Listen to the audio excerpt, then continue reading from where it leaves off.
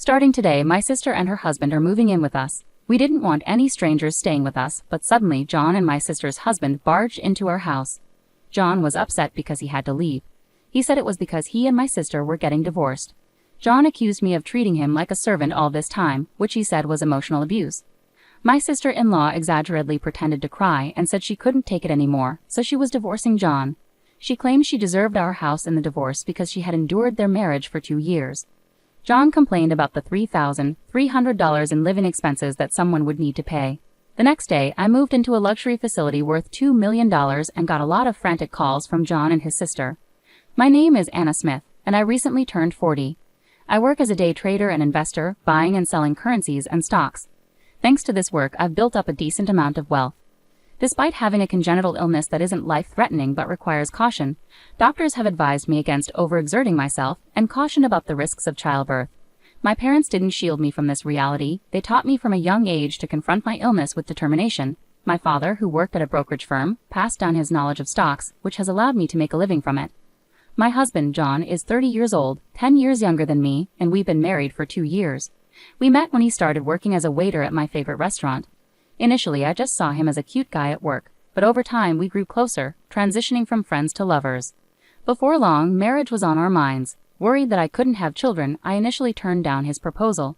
But John reassured me, saying, "I want to spend my life with you, Anna. That's why I proposed. If I wanted kids, I would have chosen someone else. Don't you trust me?" I was overwhelmed with happiness and tears when I decided to accept John's proposal. Shortly after we married, John surprised me by saying, "I'll stay home and take care of everything. I don't dislike my job as a waiter, but wouldn't it be easier for you if I handled things this way? Plus, you know I'm good at cooking." It's true. John has a knack for cooking and has always had a passion for food. Even though he wasn't formally trained, he picked up a lot just by observing and learning. That's actually how we first connected. My brother works in the restaurant industry, and when John found out, he was eager to talk about his dream of owning his own place someday. When I questioned what would happen to his dream if he became a stay-at-home husband, John responded firmly, "Do you think being at home means I can't pursue my own goals? That's a narrow view. Taking care of the home is important work. Besides, I want to be with you as much as possible." His eyes sparkled with sincerity, and I realized how much he valued our time together. When he sweetly proposed the idea of him staying at home, I couldn't resist agreeing. Initially, things went smoothly with me focusing on work, while John took care of the house. But gradually, things changed. The neatness of our newly living room gave way to clutter from comic books and video games. John started spending nights playing games in front of the TV, flipping his schedule upside down. "John, this has been getting out of hand lately," I finally confronted him. "Yeah, sorry. I'm really into this game right now. Can you let it slide until I finish it, please?" he pleaded, and reluctantly, I agreed to let him finish. But it didn't stop there. He moved on to the next game, leaving the house in disarray. When we first got married, John was meticulous about cleaning and making our home comfortable. He was such a great stay-at-home husband. What happened? I put up with it for a few months, but one day I couldn't hold back any longer. "John, we need to talk." "Huh? What about?" I felt like I was dealing with a grown man-child instead of my husband. It was like I was a mom telling her kid to finish homework before playing games.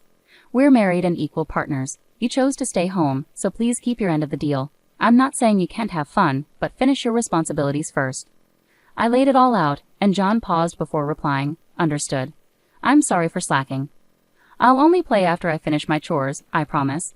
True to his word, John resumed his duties as a stay-at-home husband, but something had changed. He seemed constantly unhappy. Before, he used to cook with joy and take pride in keeping the house tidy. Now he rushed through tasks and retreated to his room. Instead of gaming in the living room and reading comics on the sofa, he played online games in isolation. More and more, John would say things like, "Sorry, I have a dungeon raid tonight. Can you eat alone? I'll wash the dishes later." I'd watch him go to his room while I ate dinner by myself. Even if the food tasted good, eating alone made it less enjoyable. But since he was doing his housework as promised, I didn't say anything. It wasn't just dinner. "I have a guild battle tonight. Not sure when I'll be back. Go to bed without me," he'd say, and then wouldn't return to our bedroom. This happened almost every night. During the day, he'd often go out alone. If I asked where he was going, he'd just say shopping and wouldn't come back until evening. He always made sure to prepare my meals and leave them ready, which started to feel like a mocking gesture. He took care of all the chores, cleaning, laundry, cooking, so I felt I couldn't complain, but this wasn't a family life. It felt like having a live-in housekeeper. We hardly spoke anymore. I would eat my prepared, cold meals alone, change into freshly washed clothes, and sit in the spotless house, feeling deeply lonely. In those moments I often thought that being alone might actually feel less lonely. I'd find myself staring at John's closed bedroom door, tears welling up from the sadness. Yet I held on to hope that things would improve. I believed we'd return to our normal happy life together, so I endured silently. Then after about a year of this lonely routine, John suddenly dropped a bombshell. Starting today, my sister and her husband are moving in with us. Can't strangers find another place? I protested as John and his sister-in-law's husband barged into our house. I was completely taken aback. I distinctly remembered when John had moved in with me after we got married. His sister and her husband had found their own apartment. What do you mean, John? Are you moving out to go back to your old apartment? I blurted out in confusion. The three of them exchanged glances and burst into laughter. No, I'm staying here with my sister and her husband. You're the one who's moving out, John clarified, leaving me utterly confused. Why do I have to leave this house? I asked, bewildered by the sudden turn of events. Because we can no longer live together as a married couple, John claimed, accusing me of treating him like a maid and emotionally abusing him. That's awful, John, my sister-in-law chimed in dramatically, pretending to wipe away tears that weren't there. But I can't take it anymore. I'm divorcing you. I'll be taking the house in the property division. I endured this life for 2 years, so I deserve it, right? Yes, that's right, John affirmed, encouraged by his sister's support. Meanwhile, her husband stood by, smirking at the scene unfolding before him. I began to piece together what was happening. It seemed John had a plan all along, to charm me into marriage and then orchestrate a divorce when it suited him. Just as he hinted earlier, he had his sights set on various things he could gain from our relationship. I never envisioned myself getting married. Knowing I couldn't have children and feeling average in appearance and personality, I had resigned myself to living independently, focusing on my career and hobbies. I had some friends and maintained a normal relationship with my parents and brother. After my dad retired, my parents moved to his hometown, where my brother also settled with his wife. He had worked in the restaurant industry and eventually started a small restaurant with his wife, choosing to live on the same spacious property as our parents. I was born and raised in our town near the city, so it felt more like returning home than just visiting. When I visit my parents, brother, sister-in-law, and nephews, I feel a sense of belonging and never experience loneliness. So marrying someone 10 years younger was unexpected even for me. Looking back, I realize I was played. Listening to John and his sister argue, I couldn't help but chuckle at my own gullibility. Deep down, I had sensed this might happen.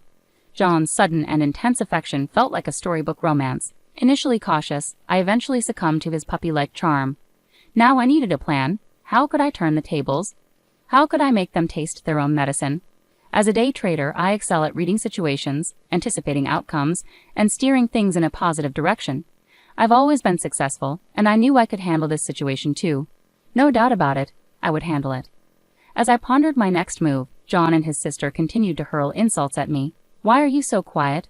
Hurry up and pack your things. Get ready to leave. Playing along, I replied calmly, All right, I'll leave. I began packing only my essentials, clothes, my work laptop, and a few personal items. Here, fill this out. John handed me a piece of paper. It was divorce papers with his sister and her husband already listed as witnesses. I'll take care of filing these. I'll reach out if there's anything else I need, John said with a mocking smile, accompanied by his sister and her husband. They watched as I gathered my belongings and left my own condo. I had a place to stay for now. I would go there to gather my thoughts. I was sure they would have more to say soon, but I would handle it when the time came. I drove away from the condo, heading towards my destination. When I arrived, I had a peaceful night's sleep and woke up feeling refreshed. I slept in later than usual and enjoyed a leisurely brunch. The food here was always delicious. It had been over 2 years since I had visited this place, especially since getting married. I started by messaging John on WhatsApp, informing him of my current whereabouts and letting him know that my lawyer would handle everything from now on. The phone rang almost immediately, quicker than I had expected. What is going on here? I heard John's sister yelling in the background, her words slightly muffled. What do you mean? I replied calmly. Don't pretend you don't know. Where are you? John demanded, his voice tense. I'm here because I was kicked out. Is that a problem? I replied evenly. That's not what I meant. John's frustration was clear. That's a high-end resort, a members-only place. Why are you there? Because I'm a member, I stated matter-of-factly. You never told me that, John protested. Exactly, because it wasn't relevant, I explained. As John said, it's a prestigious place, not just a hotel, but a luxury resort with lifelong care services. There's even a hospital nearby. It's known for its exclusivity, with an entry fee starting at $2 million, which made headlines. Why did you become a member there? John asked, bewildered. Because I invested in the membership, I replied calmly. On the other end, John sounded baffled. Someone suggested you should leave, right? So I decided to live here. If you want to stay in the house, go ahead. Just remember to pay the $3,300 monthly rent. But that's your house. What do you mean rent? I've decided to sell it. I've been considering this for a while, and I won't be living there anymore, I explained calmly. I never planned on getting married, and I bought this place to ensure I wouldn't burden anyone in my old age. I had already purchased the condo I lived in until yesterday, but I knew I had to secure this spot quickly because prime facilities like this rarely become available. I took the opportunity with both hands. My plan was to move in here when I'm older. It's a bit far from the city, so retiring here full-time while I can still work felt premature. I kept it as a vacation home, visiting occasionally to unwind, but I kept it a secret from everyone except my accountant and lawyer. Give me that place too, John suddenly demanded. I should get half of it. How convenient for him.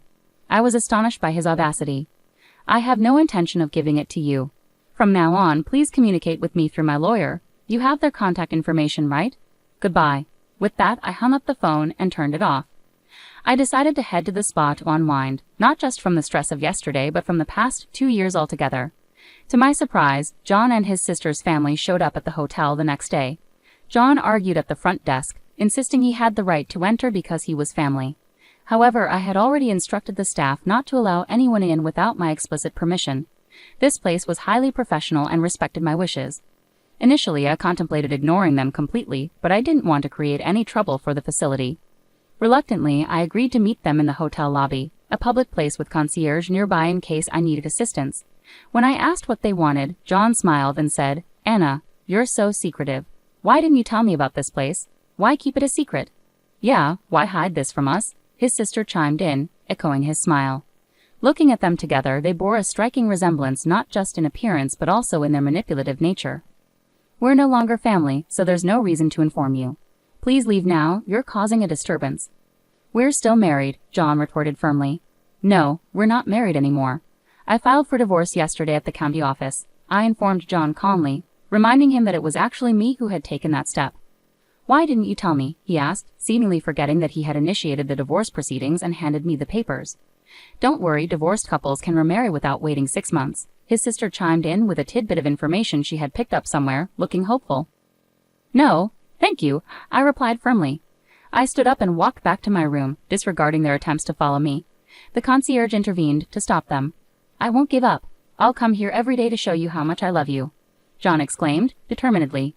"You're so slick, John," I muttered under my breath as I walked away, feeling drained by their pathetic display. Without delay, I contacted my lawyer to take immediate action.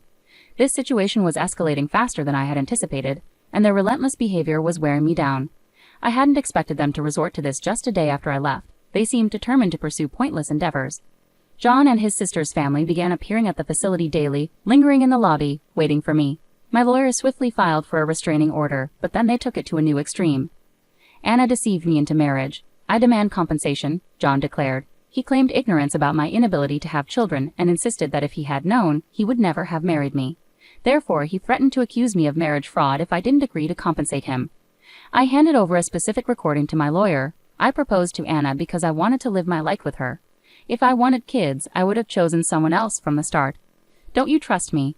These were John's exact words when he proposed to me, and I had them recorded. John was furious, demanding to know why I had such a recording. It was simply due to my cautious nature. I'd always kept a recorder running when I sensed something significant might happen. It's a habit born out of the belief that you never know what might occur in life. Initially, I trusted John and would listen to this recording alone, reflecting on how I felt at that moment. Little did I know it would prove so valuable. Now John was accusing me of forcing him to quit his job after marriage and do all the housework, alleging emotional abuse and demanding compensation. He even threatened to report me to the police for coercion if I didn't comply. To counter this, I submitted another crucial piece of evidence. "I'll stay at home and take care of everything. I don't hate my job as a waiter, but wouldn't it be easier for you to work this way? You know I'm good at cooking." These were John's own words, declaring his desire to be a stay-at-home husband, and I had them recorded as well. John's next attempt was to claim emotional distress from being secretly recorded, threatening to report me for illegal recording if I didn't pay compensation. However, there's no specific crime called illegal recording. While certain actions related to recordings can lead to penalties, simply making a recording itself is not illegal under most circumstances. Undeterred, John then demanded compensation for the divorce itself, despite being the one who initiated it without valid grounds and handing me completed divorce papers. I had recorded that conversation as well.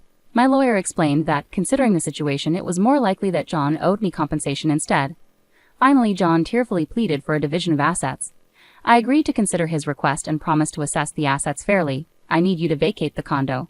Once we've evaluated everything, we can meet at the lawyer's office. They left without further protest, allowing me to sell all the condo's furnishings and list the property for sale. As I had predicted, due to the increasing property values, it sold for a higher amount than initially anticipated. When I presented the total asset figures, John and his family were initially hopeful, assuming they'd get a substantial portion. So, I did half of this. John eagerly asked upon hearing the total in the tens of millions. Not quite. These figures reflect only assets acquired before our marriage, I clarified through my lawyer. John's expression turned to anger when he received a document showing his share as 0. The lawyer patiently explained, "The bulk of these assets were acquired before your marriage, John, so legally you have no claim to them. Regarding post-marriage income, you were entitled to half, but after deducting living expenses, necessary costs, and the compensation Anna claimed, your share amounts to a negative value." "Why do I owe compensation?" John demanded. The lawyer then presented the evidence. John had been unfaithful. His affair was with a woman he met through an online game. John had divulged details about me, mentioning my age and health condition, claiming he would inherit all my assets if anything happened to me, and boasting about his unrestricted spending. The woman didn't take him seriously but went along with it for the money he provided. She agreed to testify under the condition that I wouldn't seek compensation from her. "And here's another thing," she said. I played a recording of the girl's testimony where she confirmed John's statements about my health condition and his cynical remarks about having a child with me. "Consider yourself lucky you're not facing legal consequences. Thanks to you, I've had some interesting dreams and enjoyed good food. Let's call it even, and I won't pursue this any further," I told John firmly. He hung his head in defeat and accepted the outcome. Thus, my brief marriage came to a messy end. I haven't kept track of what happened to John and his sister's family afterward, nor do I have any interest in knowing, as long as they stay out of my life. That's all that matters to me now. Dwelling on it would only prolong my misery. The emotional toll was significant, but thankfully I have the resources and time to heal. I decided to take a world cruise on a luxury liner where I met people from all over the globe, explored numerous destinations, and had a truly wonderful time. There were moments when I felt a spark with some individuals, but memories of John held me back. I was determined not to let myself get hurt again. With that resolve, I returned home and began building a new life for myself. For a while, I enjoyed a leisurely life at the resort hotel, but soon I grew restless. At 40, I realized I was still young. Living with John, who was much younger, had made me overly conscious of my age. During my year-long cruise, I met a spirited woman over 80 who was still seeking love and adventure. Half her age, I wondered why I should give up on everything. Despite the disappointment with John, loving someone had been enjoyable. Why let him spoil the joy and possibility of loving again? That's how I started to feel. Just then, my phone lit up with a new message. It was from a man I had met on the cruise. He mentioned he would be visiting the U.S. soon and asked if we could have dinner together. He had been traveling with his high school-aged daughter on the ship, and we had connected well, spending time together at various ports. It had given me a glimpse into what it might feel like to have a daughter. I remembered cherishing those moments and replied eagerly, agreeing to meet. As I took this step forward from the midpoint of my life, I felt a renewed sense of excitement and possibility.